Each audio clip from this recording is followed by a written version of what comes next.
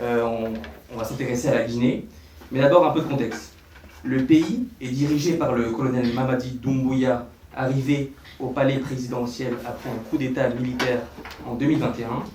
Depuis, les restrictions de la liberté de la presse se succèdent.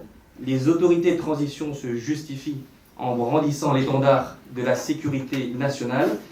Est-ce que cette pratique représente, selon vous, une fuite en avant du gouvernement guinéen? Bonsoir. D'abord, je vous remercie au nom de notre organisation de nous avoir invités pour échanger cet après-midi avec vous. Je suis venu de Conakry avec beaucoup d'enthousiasme et d'intérêt pour participer à ces activités. Nous avons dans la salle une délégation du parti qui m'a accompagné. Et bien évidemment, l'Afrique de l'Ouest est une des régions du continent qui est en pleine mutation sur la question de la démocratie, la question de la sécurité. Nous avons assisté ces derniers temps au regain des coups d'État dans la sous-région et un peu plus loin d'ailleurs, puisque d'autres pays aussi d'Afrique centrale sont concernés, notamment le Gabon, le Soudan et le Tchad. Alors, pour ce qui concerne la Guinée, notre lecture de ce phénomène est très simple. La Guinée, déjà dans son histoire, a connu 2 coups d'État avant celui du CNRD, sous la direction du colonel Mamadi Doumbouya. Donc les coups d'État militaires font partie de notre histoire politique, très malheureusement, parce qu'il se trouve que depuis l'indépendance du pays, le système politique qui s'est mis en place n'a pas développé des mécanismes de régulation interne des crises, des mécanismes de résolution des problèmes de nature politique ou de nature sociale.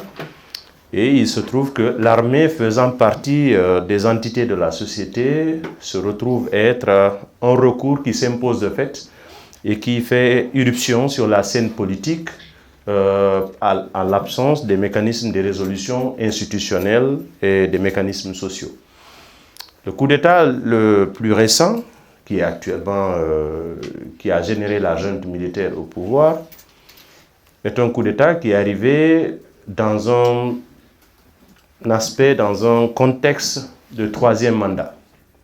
Et d'ailleurs, ce phénomène de 3e mandat constitue ce facteur qui a remis en cause les avancées démocratiques dans la sous-région. Et d'ailleurs, j'ai illustré cela dans mon livre qui a été publié l'année dernière, où j'ai fait une analyse structurelle des avancées et des retards de l'ancrage de la démocratie en Afrique de l'Ouest. Il se trouve que chacun peut le voir à partir des années 2000, la sous-région ouest-africaine a connu le plus grand nombre d'alternances au pouvoir par le fait des élections. On peut citer presque tous les pays membres de la CEDEAO, à l'exception du Togo. Pratiquement, la plupart de ces pays ont connu une alternance politique par le fait des élections. Et ce qui était considéré comme étant une avancée majeure, parce que ces différents pays ont connu des troubles de par le passé. Et maintenant, qu'est-ce qui aurait été idéal à faire? C'est ceux qui ont bénéficié de ces alternances politiques avaient travaillé à capitaliser cette vague, cette dynamique, pour consolider le principe de l'alternance. Malheureusement, la plupart de ces dirigeants, dont ceux de la Guinée, à partir des années 2015 jusqu'en 2020, qui ont bénéficié de la vague de l'alternance, se sont inscrits dans la dynamique de la conservation du pouvoir à travers ce qu'on appelle le mécanisme des coups d'État civils. Parce qu'il y a eu des coups d'État civils qui ont favorisé l'avènement des coups d'État militaires. Les coups d'État civils, c'est lorsque les hommes politiques qui sont au pouvoir, qui sont arrivés par le fait de l'alternance, décident de tripatouiller les textes constitutionnels en s'assurant le service des juristes du crime, c'est-à-dire ceux-ci trouvent des alternatives, des textes qui s'adaptent aux ambitions des dirigeants et des ambitions personnelles, et ceux-ci alimentent un mécanisme qui peut conduire et légitimer ou peut-être légaliser la violation de la Constitution. Et c'est ce qui est arrivé en Guinée, c'est ce qui est arrivé dans beaucoup de pays, où les populations se sentent trahies par le fait de cette dynamique de coup d'État civil. Et ces coups d'État civils font l'objet de réactions. Et c'est ce que nous avons fait en Guinée à travers le FNDC qui a commencé à mener des initiatives à partir de 2016. Quasiment la réflexion a commencé. Et en 2019, il y a eu une vague de mobilisation sociale et politique contre le troisième mandat. Et le problème qui se pose aujourd'hui et qui est constaté, c'est le fait que les efforts collectifs qui ont été consentis ne sont pas capitalisés par ceux qui les ont menés.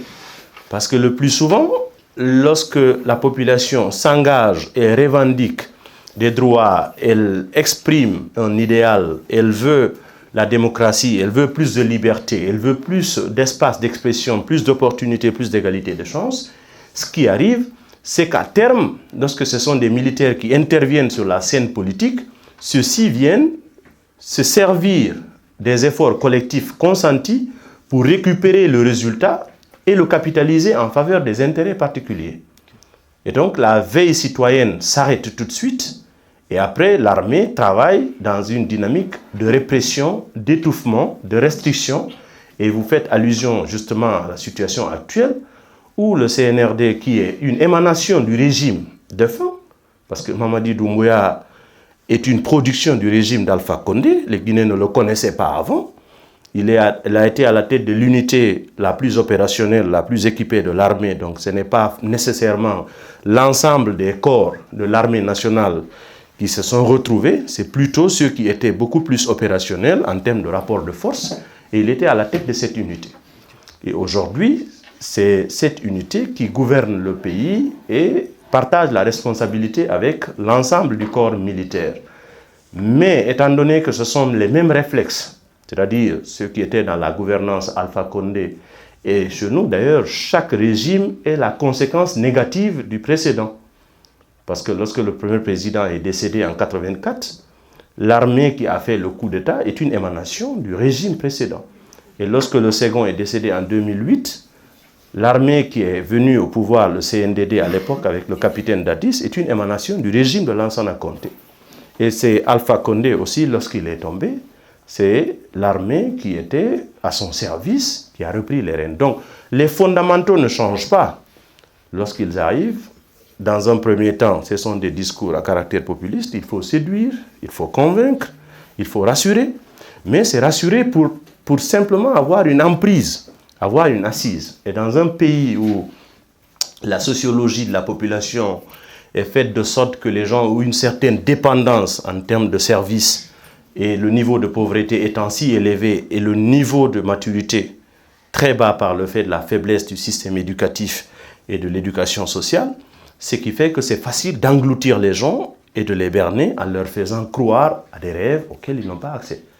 Donc le mécanisme de confiscation des libertés est un moyen par lequel la junte et les juntes militaires en général veulent imposer et travaillent à imposer leurs dictats et leur agenda. Il y a certains pays africains qui sortent de ce lot.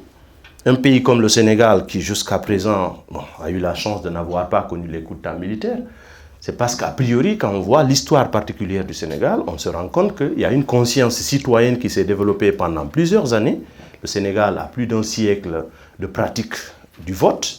Le cycle électoral est connu, il y a de la visibilité sur le processus électoral au Sénégal. Et il y a des institutions, à chaque fois qu'elles sont mises à l'épreuve, elles sortent beaucoup plus grandies. Parce que vous voyez, récemment, le chef de l'État avait fait une démarche pour repousser le calendrier électoral. La Cour constitutionnelle a désavoué le président en maintenant les élections à la date qui était préalablement indiquée. Un dialogue politique alimenté par le pouvoir et qui avait tendance à écarter ceux qui n'étaient pas dans les grâces du pouvoir, en quelque sorte, s'il faut l'appeler comme ça, il y a eu un rétablissement des choses telles qu'elles devraient se passer par le Conseil constitutionnel. Et ce Conseil constitutionnel est composé d'hommes qui sont intègres, qui sont politiquement désintéressés, matériellement désintéressés, et qui voient l'intérêt du Sénégal avant. Et ce n'est pas une première, parce que de par le passé, en 2000 par exemple, c'est le ministre de l'Intérieur nommé par Abdou Diouf qui a demandé à Abdou Diouf lui-même d'appeler son rival, son challenger Abdoulaye Wade pour le féliciter suite à son élection. Donc l'exception sénégalaise dans un contexte sous-régional où les institutions ne sont pas solides, c'est une exception quand même qui donne un indice comme quoi c'est possible la démocratie, mais ce qui semble devenir la règle, c'est plus ou moins l'anarchie avec l'armée qui fait éruption sur la scène politique.